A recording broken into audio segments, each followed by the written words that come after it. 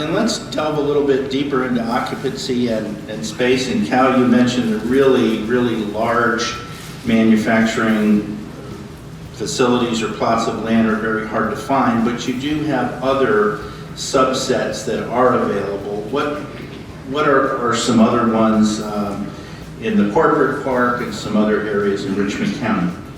Yeah, we have small sites available. I mean, we own property as an authority. So we have, I think our largest site right now is around 50 acres. Most of them are between 15 and 25 acres. But we also mainly work large industrial, so it's not adequate for what they're trying to build. For example, Arubis is 150 acres. Denkai, that's building next door to it, is 111 acres. Pure Cycle building next to that's 200 acres. The average request we get right now is around 250 acres.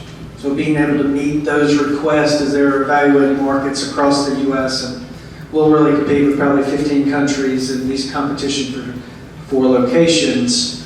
So finding those new sites, and we have some ideas on new sites. We're currently doing some evaluation on large sites. I mean, Georgia's had 2 major projects announced with Rivian and Hyundai on mega sites, which are 2,000 plus acre sites. You had another $2.2 billion project announced yesterday north of Atlanta. You've had probably 8 or 10 mega projects, $2 billion plus announced in the state in the last year. You know, we worked roughly 50 projects last year that looked at Augusta for investment, and our average project size was $1 billion. So we had $49.9 billion worth of investment consider Augusta last year, which was also 45,000 jobs. And we announced just over $1 billion, just under 1,000 jobs. So, I mean, that's how competition goes. $50 billion looked here, only $1 billion located. And that's a fairly high close rate for a community when you look at other communities across the U.S. that are all competing for that same investment. But it's having the right product. On the existing building side, when it comes to square footage, quickness to market, how quick can I be manufacturing my product and selling to my customer, we had a couple of small, few thousand square feet last year, but otherwise no existing buildings were occupied on our side and announced into the manufacturing world. They're just not there, even though we have a lot of requests, and we don't count those in those 50 projects because we didn't have anything to show them. There was no way they could invest in Augusta without building their own buildings, and we had a few of those. I mean, you've got buildings under construction now, it's just time to market.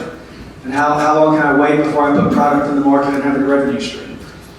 With that, evaluating large sites, evaluating small sites, we had several looking at doing spec, and now that the market has a little bit of uncertainty to it, some of the capital out there has gotten more expensive. Those have pulled back. They're not going to build spec and have an 12, 15, 18 month build time and hold that capital cost carry. They're just not doing it right now.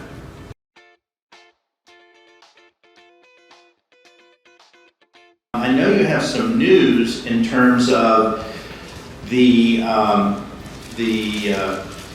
rapid pace in which Arubis is going to be building and getting involved, and maybe there's even opportunities, for folks in the room to help them. Is everyone in the room familiar with Arubis? That's probably where to start with. Everybody knows who they are, what they're doing? Okay, that's kind of what I expected.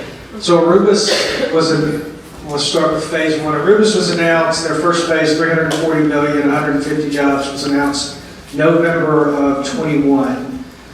They started moving dirt probably April of 22, actually June of 22, and then in December they announced phase 2, another 250 million, bringing their investment to 600 million euros, 250 jobs.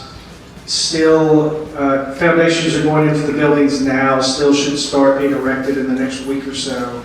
All of that will get them occupying the first buildings in July, with their smelting buildings going up and occupiable by the end of fourth quarter, with manufacturing begin January of 24. If you don't know what they do, they take recycled materials. They're one of the largest producers of copper, gold, and platinum in the world. They're actually 24 metal industries. They will take recycled metal materials in the U.S., smelt them down back into the base metals, And then we'll ship, in phases 1 and 2, ship those to Europe for further processing. In phase 3, most likely, they will go into some type of manufacturing process using those metals. Long term, I would look from them to about $1 billion of investment and 500 to 1,000 jobs, depending on the market. They are privately, well, they're publicly traded now, but very small management team. They employ about 7,500 people worldwide. They do about a $12 billion annual business.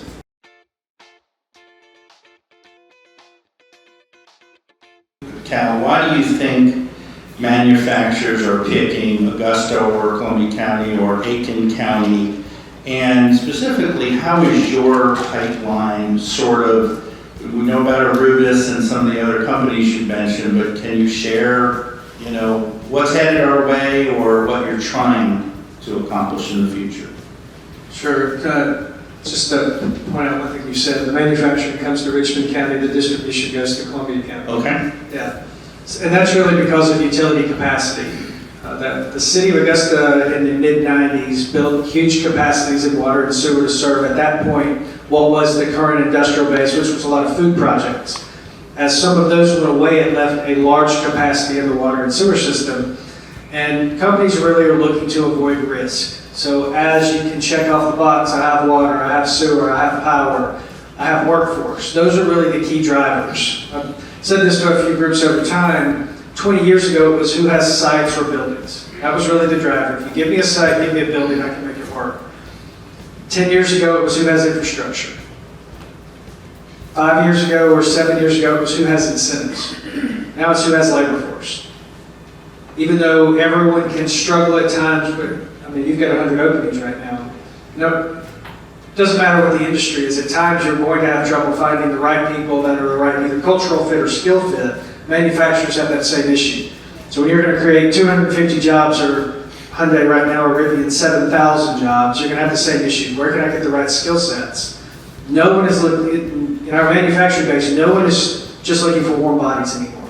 In the past, you would say, give me a person, I can train them. Now you need some basic skill sets. You need some technical skills. You need someone who can show up for work and pass a drug screen. Not always can you find that in every market. So we compete well, even though we have a low unemployment rate, and some of our employers do struggle to hire people. We compete very well in the Southeast against other similar size or larger markets. So that's a key driver for us right now, is that labor force, the skill sets there. We're a top 20 market for engineers in the country. Those all translate well. We have great technical colleges, we've got great universities. Those put skills into the market. Those help us as we're competing. And then with Robbie and Will, we do work together, we travel together, we market the region. Robbie and I will host joint dinners for prospects because we may both have an opportunity in Columbia or Richmond County to locate. Will and I do the same thing. So the three of us work together because if it locates in Aiken or Columbia County, it helps us just as much. And there's the added benefit of us not having to provide the incentives to compete for the project. So there's really a silver lining in every time a prospect locates within this market, whether it's in my geography or not.